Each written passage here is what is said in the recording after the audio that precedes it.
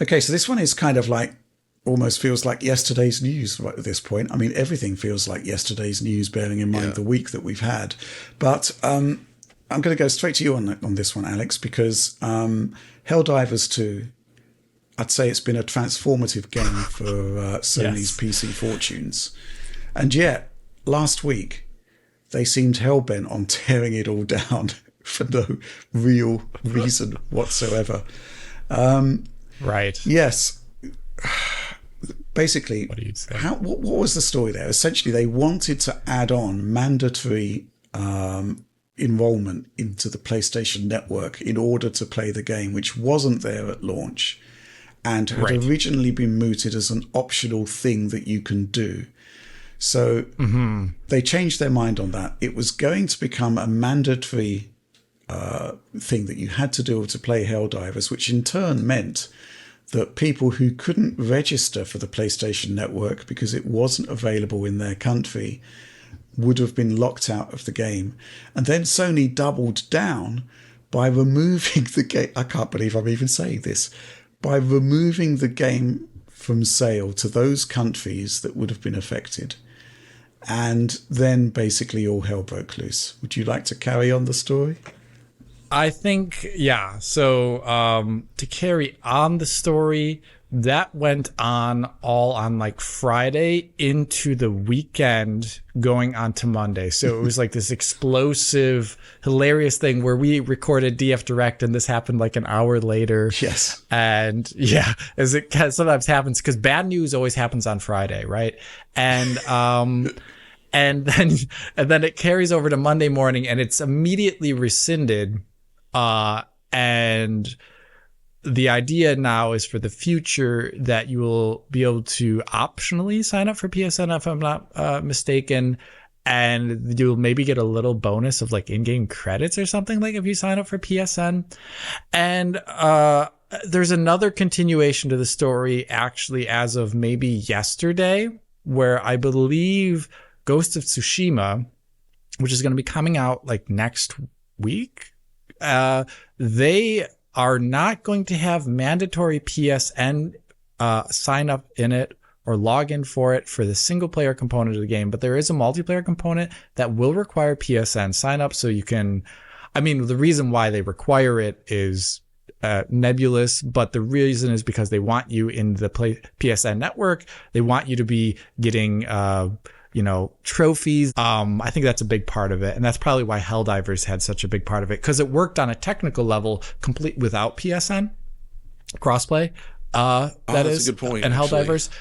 So I think the technical requirements are actually not really existent.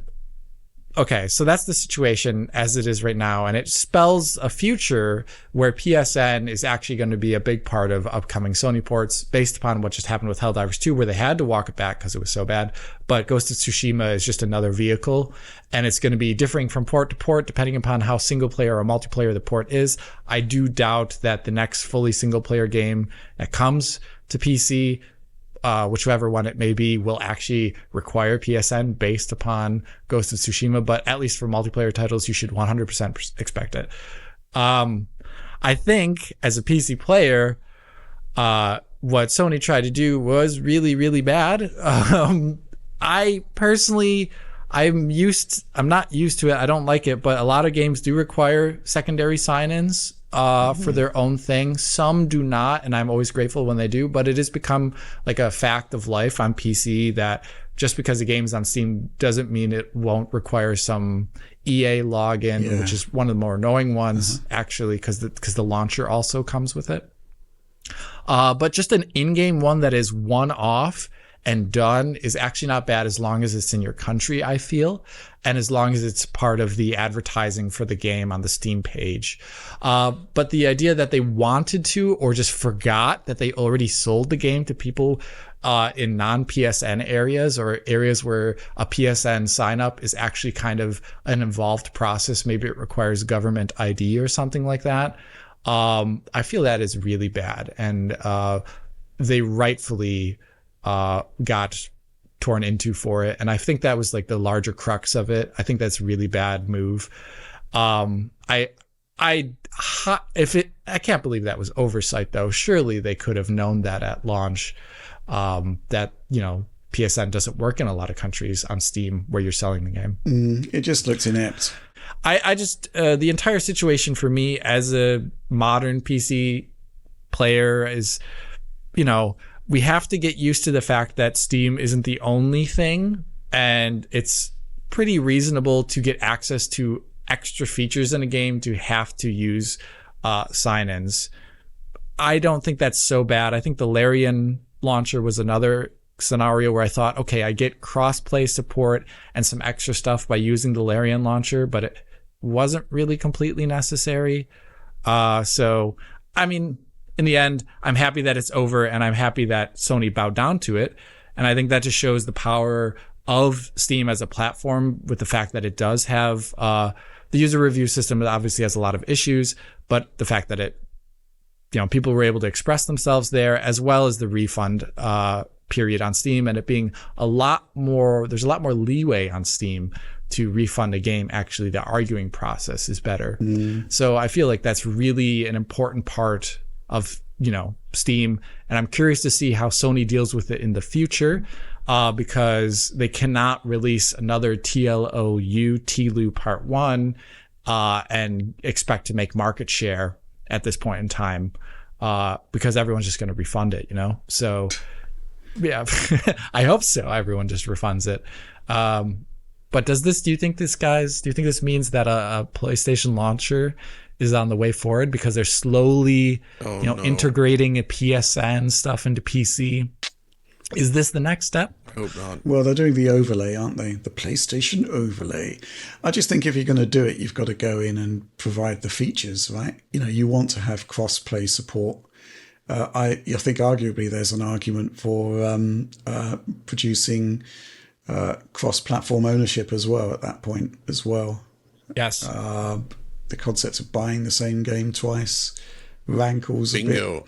a bit. That's it right there. That is the thing, right? Like, if they do that, then I think people would be like, all right, whatever, I'll, that makes a huge difference. That's why I think people are like, well, Xbox makes you sign into every game on PC, but you also get the cross-buy.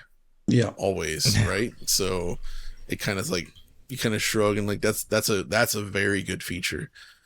So yeah, absolutely. I think it's great on Starfield, for example, that I can play it on Xbox, and I automatically get the PC version. But more to the point, this doesn't apply to all Microsoft games, by the way.